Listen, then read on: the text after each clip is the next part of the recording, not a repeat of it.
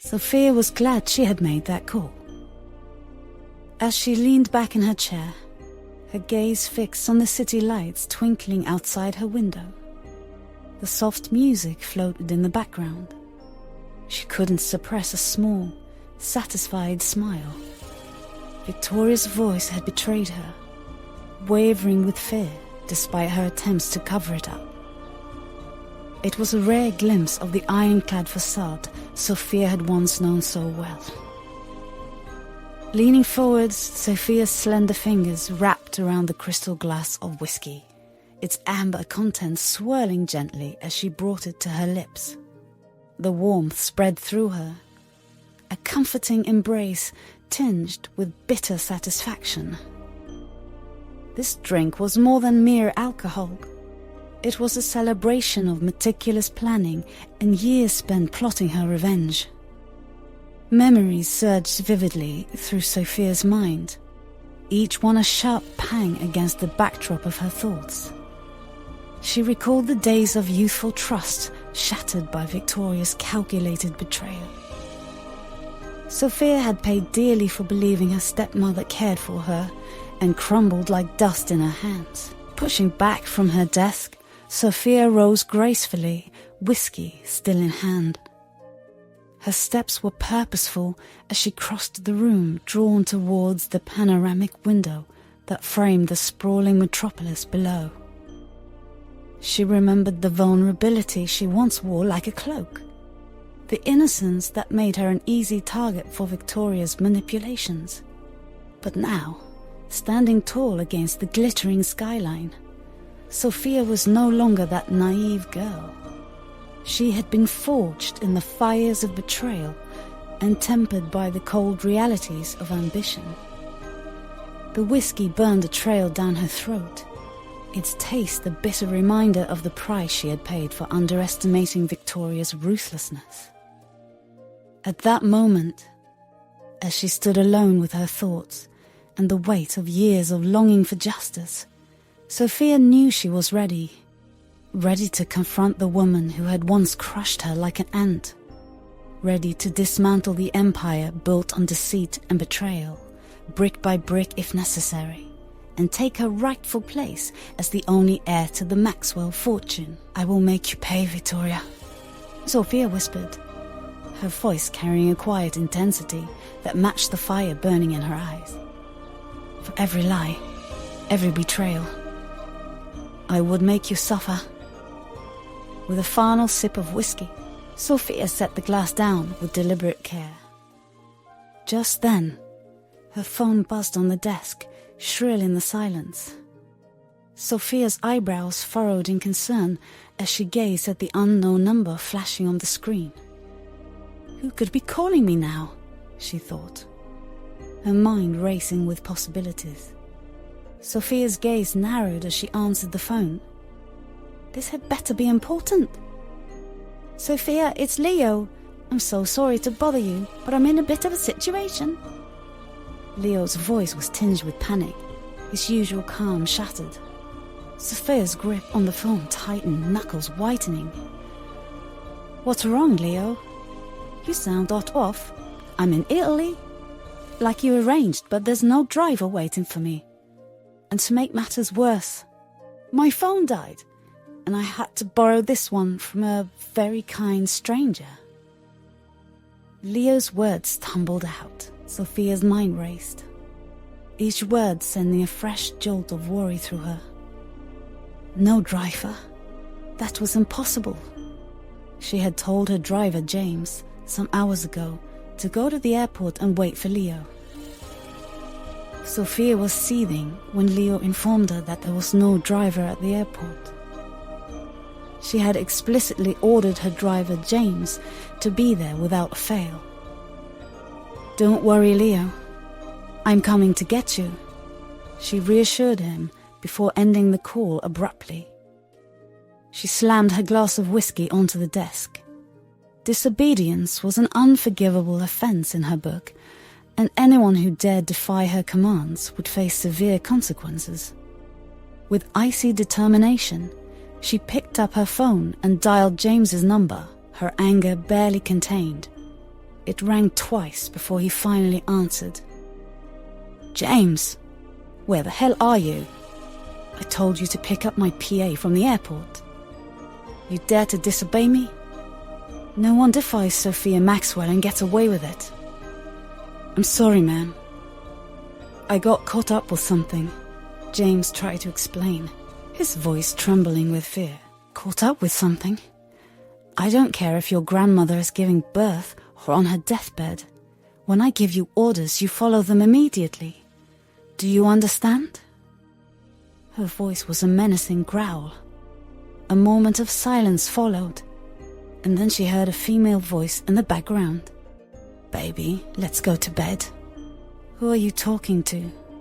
Sophia's eyes widened in disbelief. "Hold on, was that a woman's voice I just heard, James?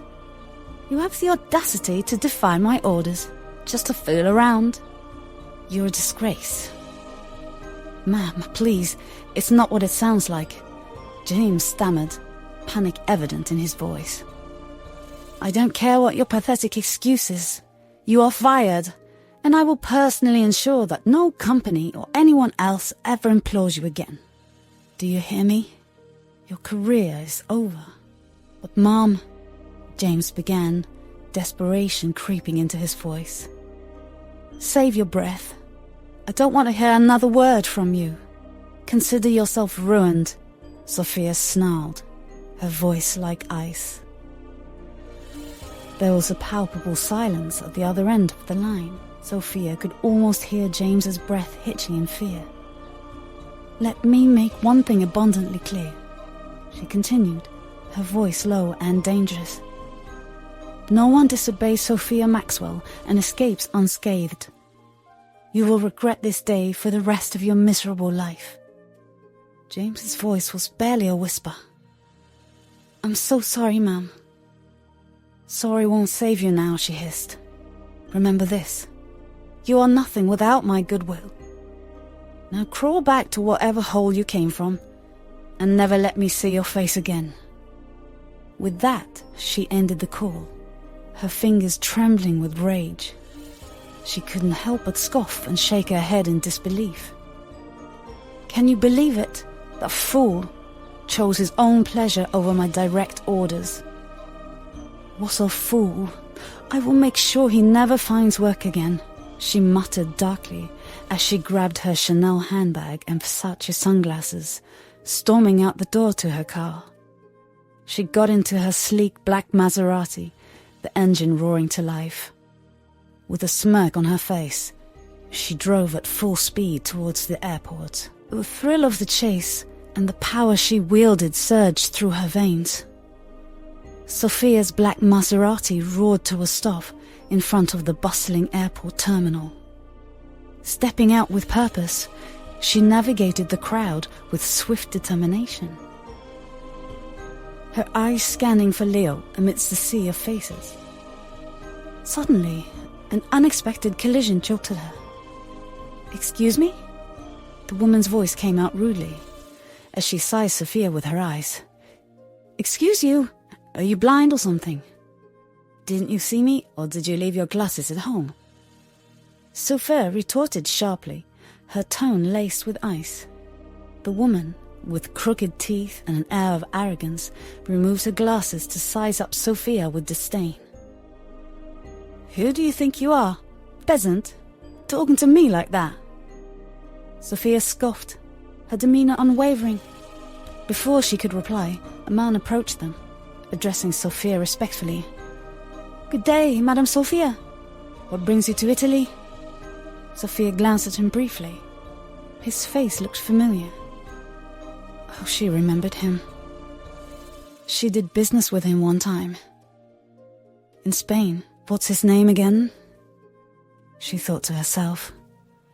"Oh, yeah, George. Business," she replied casually. "Oh, forgive my manners, madam." "This is my wife, Georgia," he said, gesturing to the woman beside him. George's face contorted with disdain. "George, can you believe this wretched woman stepped on me?" George's expression darkened. "Shut up, woman. Do you know who this is?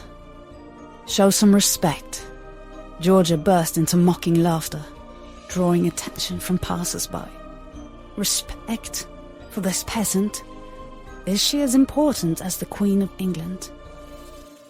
Sophia's lips curled into a cold smile.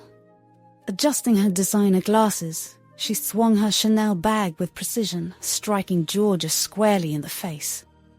"You have no right to speak to me like that," Sophia hissed, her voice cutting through the airport noise. "And George, consider our deal off. I won't tolerate your wife's insolence." George grabbed Sophia's legs, desperation in his eyes. "Please, Mum, forgive her. She doesn't know what she's saying." Sophia looked down at him with steely resolve. "Get off me, George. Your apologies mean nothing to me. Control your wife before she ruins you."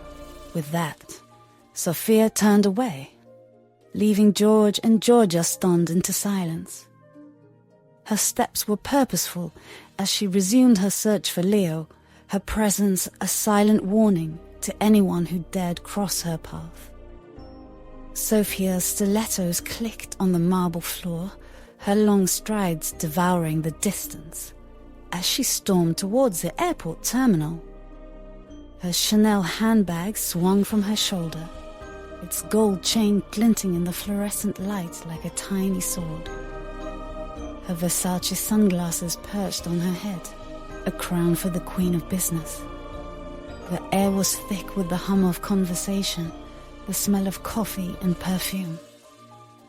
As she entered the terminal, Sophia's eyes scanned the crowded room like a hawk, searching for prey.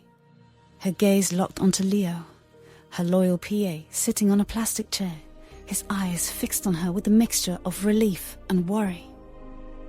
Sophia's face softened, her voice warm and reassuring. "Leo, darling. I'm so sorry you had to wait." She strode towards him, her heels clicking on the floor like a ticking time bomb. The tension in Leo's body dissipated as Sophia reached out to hug him, her arms wrapping around him like a shield. Leo stood, his tall frame unfolding like an accordion, his eyes locking onto hers with a gratitude that bordered on adoration. "Sophia, thank you for coming. I was starting to think I'd been abandoned." "Never, Leo. I'll always come for you. You're my right-hand man." The smell of his cologne filled her nostrils, a familiar comfort in the chaos of the airport. Sophia's black Maserati waited like a panther, its engine purring softly. She's opened the door, her hand brushing against the sleek leather like a caress. "Let's get out of here, Leo. We have work to do. And James, well, he will regret ever disobeying Sophia Maxwell." Her voice was laced with a steel that brooks no argument, a warning to anyone who dared cross her path.